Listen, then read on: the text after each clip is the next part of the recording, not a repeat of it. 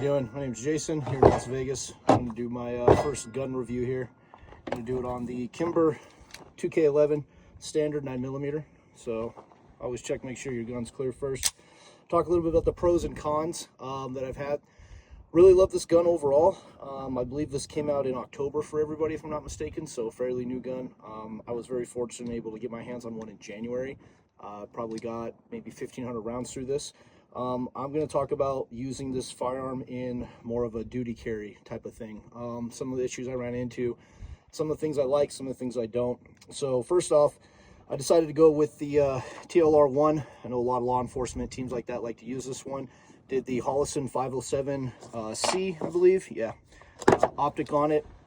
Now, with this Kimber, one issue I ran into, we'll talk about the cons first. So you've got the regular sights here. So this plate on this model that they did, you can see, the plate also includes the rear sight. All right, so while the weapon is optic ready, when you buy the optic for the plate, you have no rear sight. So for those of you who want to use it in law enforcement or tactical thing, a lot of us obviously like the co-witness, right? You want to be able to see your sights through the glass. That was very difficult in the beginning for me to find, probably because the gun's so new, they just didn't have a lot of options for it yet. I actually sent back 2 sights back to Kimber for the plates, trying to figure out exactly the right one. So I did have a little bit of an issue with that. So what I ended up going with was the 1911. It's a suppressor front raise sight, so that works. And then I did the 1911, I believe it's a Vortex Venom 1911 plate with rear white dots. So as you can see, there's white dots in the back there, up here in the front. So you can co-witness through this optic now. The sights are at the bottom of the optic. It's a little low. Most of us kind of have them kind of more like in the middle. They are a little low, but you can co-witness. So hopefully that'll help some of you guys out. That took me almost 2 months to figure out, as far as going back and forth with Kimber, trying to figure this out. Obviously the Hollison is a great optic. I really enjoy this optic. Definitely well made for this gun. Really enjoyed it. I did buy a case for it. Optic Guard, I believe is the name of it. Just a quick little, it was like 25 bucks. Fits right on here, snaps right on. Actually looks great with it. Protect your optic a little bit. So especially those that kind of bounce around, run, jump, and fight with the firearm. You want some type of protection maybe for your very expensive optic that you put. So other than that, I've really had no issues with this. I have yet to have a malfunction that I haven't induced myself, just for training with dummy rounds and things like that. I'm not saying it obviously won't happen. I take very good care of this firearm, but I have had no problems with malfunctions at all, which is very impressive. I have seen some reviews where guys were throwing it in the dirt and the mud, stuff like that. It did seem to work. I'm not going to throw my new gun down in the dirt for you guys. I'm sorry. I'm just going to take their word for it that it does work. I have put a couple scrapes and bumps on it. Again, I do carry it in a duty capacity, so but it's been great so far. Double stack. Kimber did a very good job with this gun, I think. A little more on the pricier range. I've had a few 1911s from them before. Got into Kimber about maybe 4 years ago from a buddy of mine who was an ex-SWAT guy, and just really liked the brand ever since. I've owned 3 of them now, about to get a 4th. So, but I'm very impressed with this gun so far.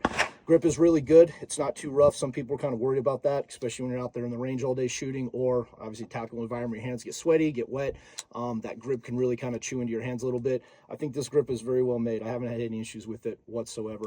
I did, like I mentioned, go with the TLR1. I was going to go with the TLR7, which is a little bit, as you can kind of see, this one's pretty fat. It sticks out a little wider than the barrel. The TLR7 is a little narrower and long.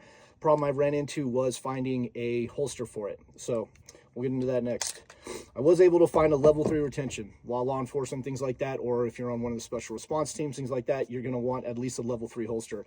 Because the weapon is so new, when you go to try to look for one, I couldn't find it anywhere. So what I did was I got a hold of Safariland, and I actually looked at the different models. Some of my friends run Staccatos. So the Staccato XC is almost the exact same footprint as this firearm. So that ended up working out. So I did find a level 3 retention holster through Safariland. Like I said, punch in the Staccato XC. It is an exact same footprint, and it fits very well. Perfect, actually. So fits right in there with the optic on the back. Good to go. All right, good secure, no problems, no issues. Good draw, no problem at all. For what I do now, I have the Omnivore holster, which is a level 2, which I like here. So those of you that aren't familiar with it, Omnivore works off of the tack light. It doesn't hold onto the weapon itself. It's a level 2. Got a little button here to compress. It holds onto the tack light, so it's actually specific for the light that you use. Obviously not as secure as a level 3, but it is pretty secure in there. I've run this before for a couple of years now. Very good holster, not very expensive either. So again, you can kind of use any full-size model firearm for this because it holds directly to the light. So I could probably put a Glock in here, which I actually have. I had a Glock 47 here for a little while. It still fits really well. So really happy with Omnivore holster if you're looking for something just for training. Again, level 2. So if you're allowed to use a level 2, that'll work out for you as well. So anyways, those are the only bad things I've run into, was trying to find the exact holster for this firearm for a level 3 to be able to use it, and then getting that co-witness, getting these sights.